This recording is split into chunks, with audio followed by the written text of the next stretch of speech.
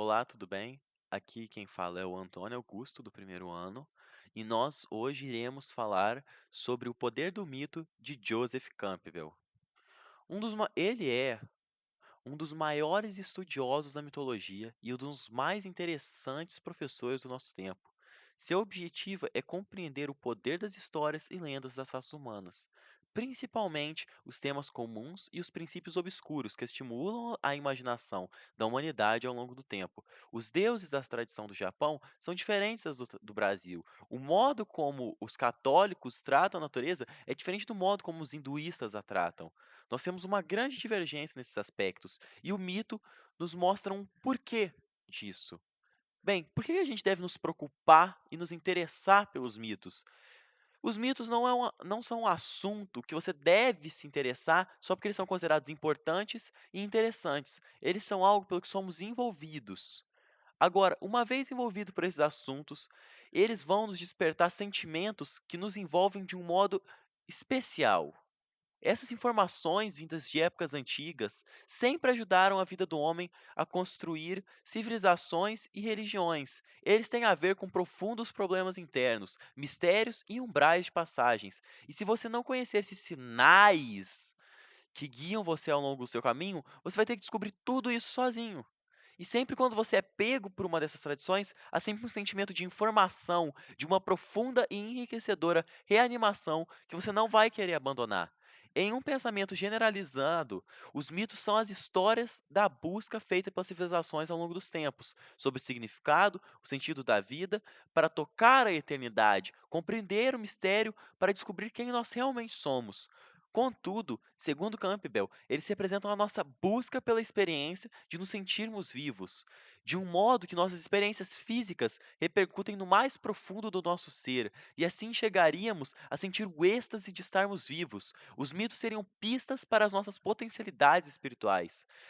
A gente está tão absorvido em atingir objetivos, fazer coisas do valor externo, que esquecemos que o valor interno, o êxtase associado ao fato de estarmos vivos, é o que realmente importa.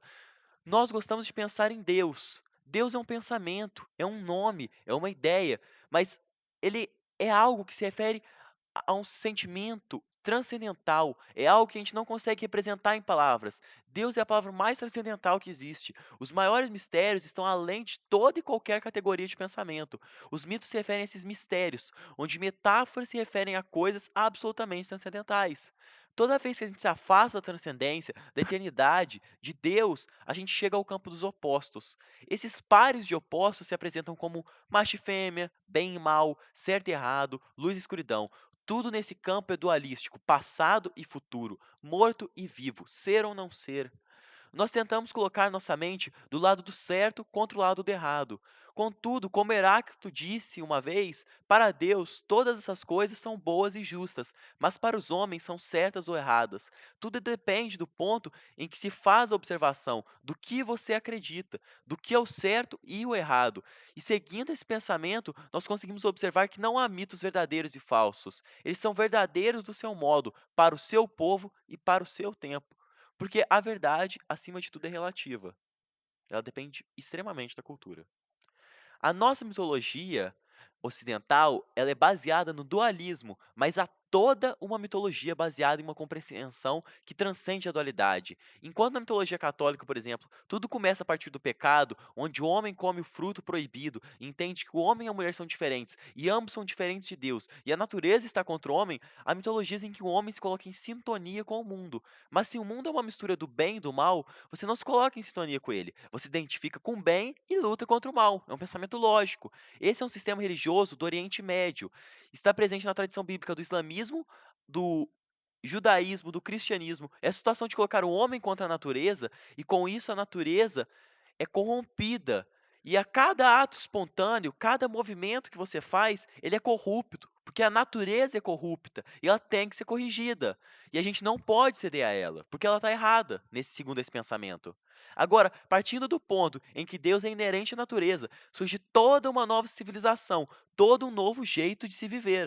pensamento americano de que a natureza não é parte de Deus vem da condenação bíblica sobre a natureza, traga pelos colonizadores. Nela, Deus é separado da natureza. Contudo, essa distinção entre Deus e o mundo não existe, por exemplo, na base do hinduísmo e nem na base do budismo. Joseph conta sobre sua experiência em um mosteiro japonês e também conta como os japoneses tratam a natureza como uma perfeição absoluta.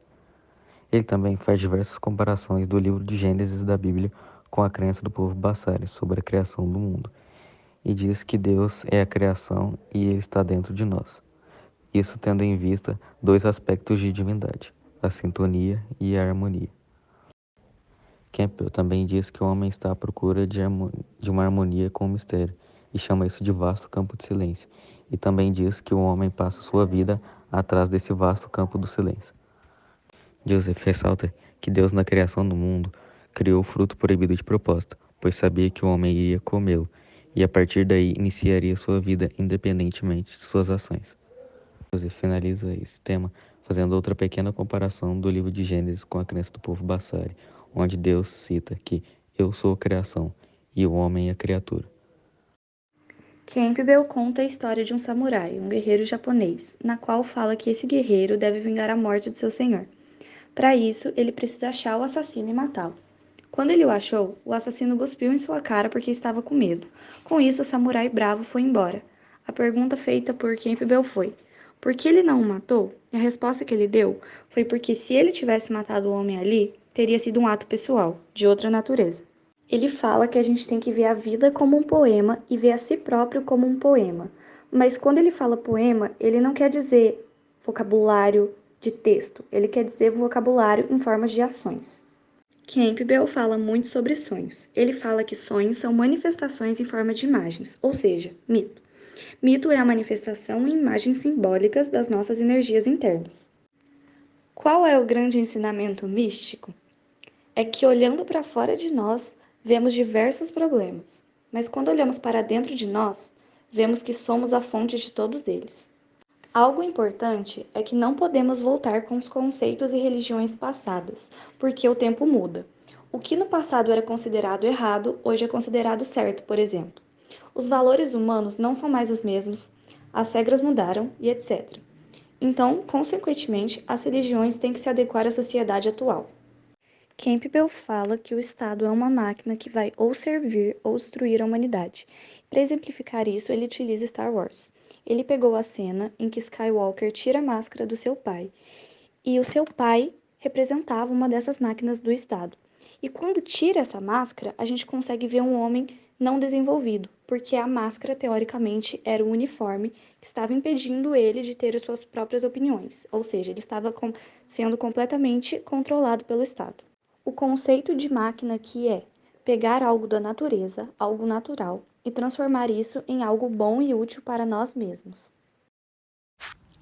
Campbell faz uma brincadeira dizendo que está brigando com seu novo computador, pois ele pensa que tem uma personalidade própria e acha respostas, e por isso ele poderia transformá-lo em um mito.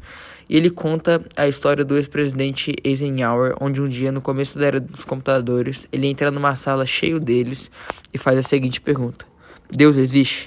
Então as máquinas começam a processar e após um tempo elas respondem: agora sim. E por isso, Joseph diz que identificou seu computador como um Deus do Antigo Testamento, com muitas regras e nenhuma compaixão. Em seguida, o entrevistador pergunta se a máquina está inventando novos mitos. E Joseph responde: não, o mito é quem incorpora a máquina. Joseph também fala sobre o aspecto cosmológico do mito. Ver como o mito se manifesta através de coisas e acontecimentos, de modo que o universo se torna uma imagem sagrada. E há um outro tipo de mito sociólogo, que serve para preservar bens e ideias de uma sociedade. E é esse mito que mais predomina nos dias de hoje, como regras, leis de Jeová e valores éticos. As leis éticas, as leis da vida em sociedade, todas as várias páginas de mandamentos de Jeová sobre o que roupa vestir e como se comportar com o próximo. Mas tem uma quarta função do mito, que Campbell acha importante. Ele acha que todo mundo deveria tentar se relacionar hoje em dia. Há uma linda história a respeito de Indra. Indra é um deus que na verdade é equivalente a Jeová. Ele é padroeiro de um certo povo, com um monte de regras para seguir. Em um momento, um grande monstro chamado Vitra fechou todas as águas da terra. O mundo estava em péssimas situações. Depois de muito tempo, esse deus Indra percebeu uma caixa cheia de relâmpagos.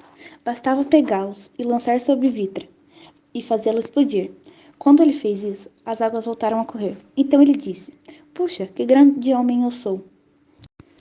Pensando assim, Indra sobe a montanha cósmica, que é a montanha do centro do mundo, e decide construir ali uma nova cidade e, principalmente, um novo palácio. Ele chamou o principal carpinteiro dos deuses, o responsável por construir o palácio. Então, ele começa a construir e rapidamente termina. Só que cada vez que Indra vai ver o trabalho, ele faz novos pedidos para a construção. Por fim, o carpinteiro pensa: "Meu Deus, nós dois somos imortais, e os desejos deles não têm fim. Estou preso nessa tarefa para o resto da minha vida." Então, ele decide consultar Brahma, que é o Criador. Ele está sentado em uma flor de lótus, símbolo de energia. Esse lótus nasce do umbigo de Vênus, que é o deus adormecido, cujo seu sonho é o universo. O carpinteiro vai até a margem desse lago de lótus e conta sua história. Brahma diz: "Pode ir embora, eu resolvo isso." O conceito de máquina aqui é pegar algo da natureza, algo natural, e transformar isso em algo bom e útil para nós mesmos. Enquanto Indra fala atravessando o chão do palácio com o rapaz, ele avista uma fila de formigas em perfeita ordem e ri. O Indra então pergunta do que ele está rindo, e o rapaz diz para ele não querer saber a resposta para não se sentir mal. O Indra insiste em saber e recebe sua resposta. Antigos Indras, todas as formigas por vida se elevam à condição mais baixa espiritualmente até a iluminação mais alta. Fulminam Vrita com seu raio e pensam: "Puxa, que grande homem!" E em seguida caem de novo lá embaixo. Indra fica triste com a sua resposta e decide parar de construir o castelo e virar um yogi e apenas meditar aos pés de Vishnu. A esposa de Vishnu, sabendo o que o rei está fazendo, vai falar com Brahmané, que a escuta e diz que vai conversar com Indra. Ele diz que Indra está na posição de rei dos seis, que todo mundo queria estar no seu lugar e que ele era privilegiado, e que na vida ele pode representar a eternidade em forma de símbolo. Assim, cada um de nós somos o Indra de nossas vidas.